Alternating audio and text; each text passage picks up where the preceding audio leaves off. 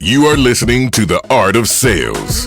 Everyone sells every day, and this is your source for conversational, real-world sales and prospecting methods that you are comfortable using and that get results.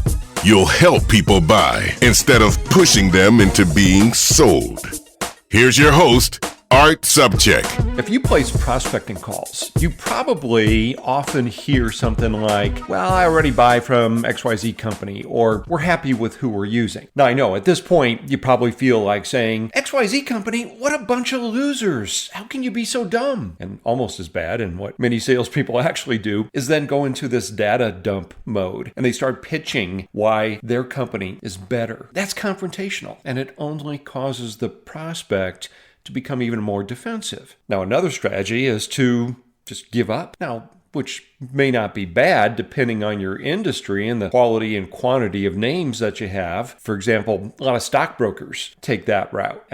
If you're repeatedly running into a brick wall and then backing up and doing it again, that's not the most efficient use of your time if you've got stacks of other leads that are staring you there on your desk. Plus, of course, that hurts after a while once you run into that brick wall so often. But if your prospect pool is relatively small, you can't afford to burn through names. This is not just a numbers game, it's a quality game. So you need to take the next step here, and that's to get them talking. So your best approach is to engage the prospect in a two-way conversation. Prospects often say things like, I'm happy with who I'm using now because it's easy. It gets rid of salespeople. It's instinctive. Jumping into a pitch at this point normally falls on deaf ears. And it's not good because you don't know anything about them yet. But if you engage them in a conversation, now you can get them involved. Now they're not thinking about that reflexive response of, oh, I'm happy with who I'm using. And then once you get them talking, it gives you something that you can work with. So what I suggest here is try to learn why they selected who they're using now. And if you know that, what influenced that behavior, you've got some insight into what you'll say next, so they might consider you. But don't say something like, oh, why did you choose them?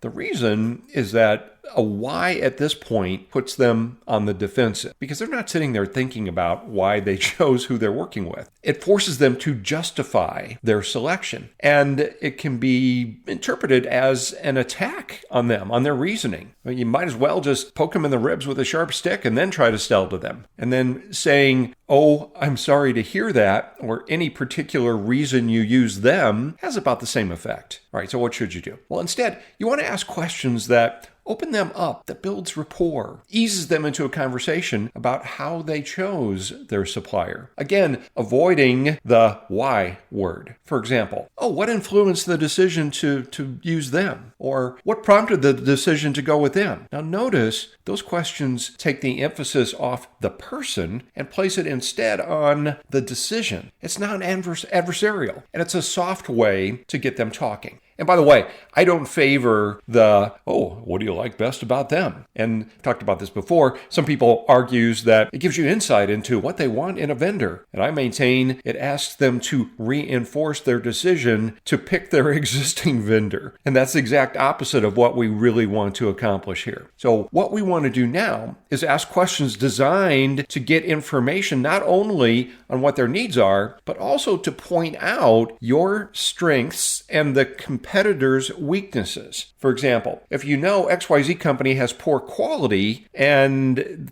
because of that they're able to charge their lower price, instead of just blatantly slamming XYZ's workmanship, you'd ask a question that gets them talking about it. For example, oh, I see. Well, how often do you have customers return for service because of defective parts? Or what do you do in situations when the units overheat? Now, notice here, it's not you disparaging the competition. They do it for you. And more importantly, they're reliving in their mind their negative experiences as they explain them. How good is that?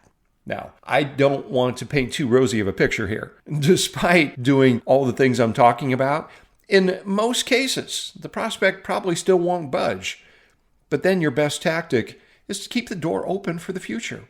After all, think about it. We've all had those written off prospects who surprised us with a phone call later saying something like, yeah, we talked a couple months ago, and we'd like to ask you a few questions about doing business with you. Now, here are some additional questions that can make that happen more often. So do you have a backup supplier? What type of contingency do you have in place if something were to happen where you needed something in an emergency? If anything were to happen with your existing supplier, could I be on the list of people you would consider? Or simply tell them, well, I'll tell you what, would you please put my name and number in your vendor's file? And then if anything happens where they can't provide you something when you need it, you can give me a call. All right, so selling against someone's existing vendor can be difficult if you make it that way. Instead, get them talking and you might find out exactly what you need to do to get your foot in the door. All right, hey, you know what time it is. Your attitude will be iron every way. You'll never feel what they say. It's the art of the sales. Quote of the day. That's right. Time for the quote of the day. Today's quote comes from the late, great sportscaster Howard Cosell. And I would try to do this in his voice, but I'll spare you that. But Howard said, "The ultimate victory in competition is derived from the inner satisfaction of knowing that you have done your best and that you've gotten the most out of what you had to give." All right. Hey, I often get the question, hey, Art, where do I start with your material? Like your podcast, what else do you have? Where do I start? And I would suggest that you start with a free book, How to Place the Successful Sales and Prospecting Call. This is an actual physical book that we will mail to you. If you're in the U.S., we do ask that you help a little bit with the shipping, and you can get that at freesalesbook.com, freesalesbook.com. Thank you so much for investing your valuable sales time with me. Until next time, go out and make it your best sales day ever. I'm Art Subcheck.